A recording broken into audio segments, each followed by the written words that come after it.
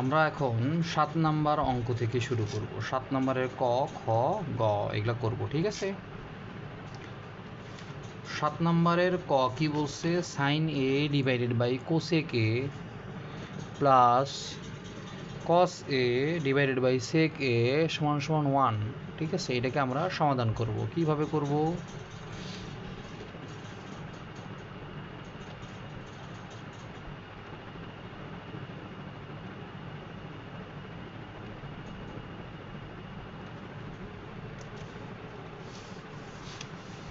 তো 7 ক, left hand side দেয়া ছিল sine A by cosec A cos A by sec A. Sine A divided by cosec A plus cos A divided by sec A. তো এইখান থেকে আমরা বলতে পারি সাইন এ গুণ আকারে আছে কার সাথে? 1 বাই কোসেক এ এইটার সাথে, ঠিক আছে। মানে সাইন এ এইটার সাথে যদি 1 গুণ করি তাহলে সাইন এ হবে আর নিচে কোসেক এ ঠিক থেকে যাবে, প্লাস কস এ এইখানে রইল আর এইখানে গুণ আকারে থাকতেছে হচ্ছে 1 by sec A, 1 by sec এ। সেই পারপাস থেকে আমরা বলতে পারি sine A into 1 by cosec A, এইটার সূত্র হচ্ছে সাইন এ প্লাস কস এ ঠিকঠাক থেকে গেল 1 বাই সেক এ, এইটার মানটা হচ্ছে কস এ। সাইন এ আর সাইন এ গুণ করলে কি হবে? সাইন স্কোয়ার এ। কস এ আর কস এ গুণ করলে হবে কস স্কোয়ার এ। তাহলে দুইটা ক্যালকুলেশন করলে কত হবে?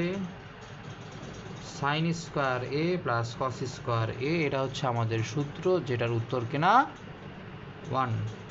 তো আমরা বলতে পারি is equal to right hand side. Proved. এর পরের অঙ্কে চলে যাই। পরের অঙ্ক কি বলছে? Sec A divided by cos A minus tan A divided by cot A সমান সমান 1, এটা প্রমাণ করতে বলছে, ঠিক আছে। এটা প্রমাণ করতে বলছে, আমরা প্রমাণ করব।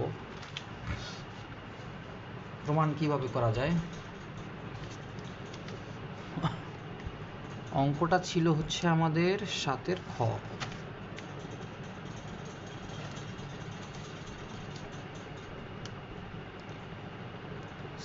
সেক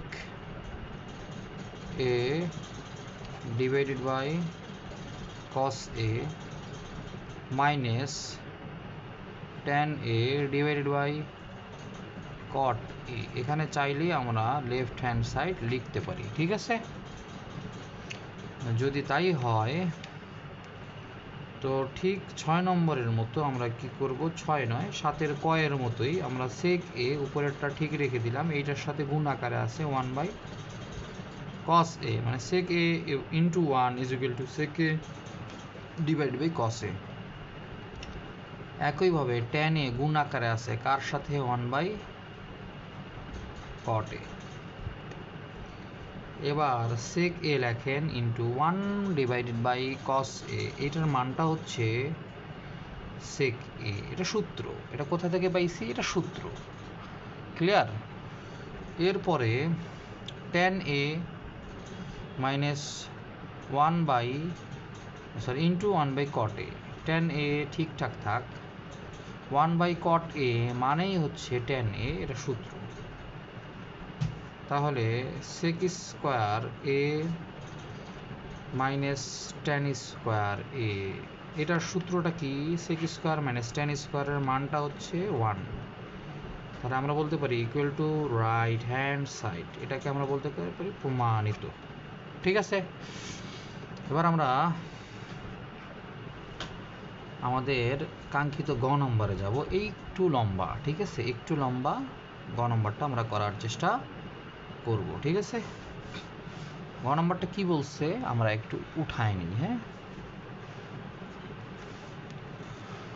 খেয়াল করেন গ নাম্বারটা 1 divided by 1 plus sine square A plus 1 divided by 1 plus cos square A is equal to 1, এটা প্রমাণ করতে বলছে। তার মানে গ নাম্বারটা ছিল এরকম 1 by 1 plus sine square A plus 1 by 1 plus cosec square A. এখান থেকে দেখেন সাইন কস, সাইন আর কোসেকের মধ্যে একটা জিনিস কমন ফ্যাক্টর আছে। কমন ফ্যাক্টর কোনটা? সাইন এ সমান সমান 1 বাই কোসেক এ, এইটাকে আমরা একটু কাজে লাগাবো, বা কোসেক এ সমান সমান 1 বাই সাইন এ, এটাকে কাজে লাগাবো। কিভাবে? আমরা লিখতে পারি 1 প্লাস সাইন স্কোয়ার এ, এটা যা আছে থাক, প্লাস 1 ডিভাইডেড বাই 1 প্লাস এই কোসেক স্কোয়ারকে লিখতে পারি 1 ডিভাইডেড বাই সাইন স্কোয়ার এ। কোথা থেকে আসছে? কোসেক এ সমান সমান 1 বাই সাইন এ, এটা সূত্র, এটা সূত্র মুখস্থ রাখতে হবে। এবার আসেন তাহলে এইখানে কি করা যাচ্ছে, এইখানে এইখানটাতে খেয়াল করেন, এইখানটাতে এটা যা আছে থাক, প্লাস এইখানে আমাদের লসাগু করা যায়। লসাগুটা কিভাবে হচ্ছে? সাইন স্কোয়ার এখানে লসাগু হবে, তার মানে নিচে যাবে সাইন স্কোয়ারে, উপরে এই সাইন স্কোয়ারের সাথে 1 গুণ করলে হয়ে যাবে সাইন স্কোয়ার এ প্লাস 1। এটা ক্লাস 4 এর লসাগু বা ভগ্নাংশের যোগ বিয়োগ, এটা পারতে হবে।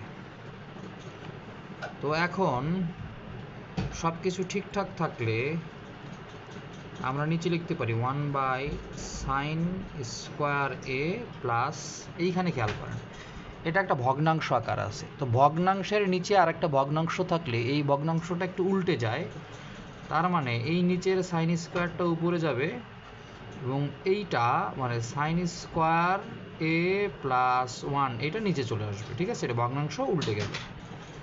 এবার খেয়াল করেন, তাহলে এইখান থেকে আমরা কি লিখতে পারতেছি যে 1, এখানে খেয়াল করেন যে 1 প্লাস সাইন স্কোয়ার, এখানেও আছে সাইন স্কোয়ার প্লাস 1, তার মানে দুইটাই সেম। যদি সেম হয় তার মানে আমাদের লসাগু হচ্ছে 1 প্লাস সাইন স্কোয়ার এ, এটা 1 প্লাস সাইন স্কোয়ার, এটা সাইন স্কোয়ার প্লাস 1, সেম জিনিস, তার মানে লসাগু হচ্ছে আমাদের 1 প্লাস সাইন স্কোয়ার এ। এই দুইটা থেকে কমন 1 প্লাস সাইন স্কোয়ার এ।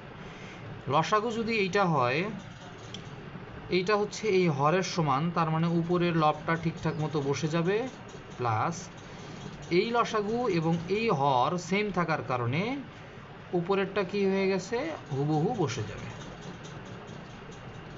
তাহলে উপরে আর নিচে সেম হয়ে গেছে, আমরা বলতে পারি ইকুয়াল টু 1। ইকুয়াল টু কত?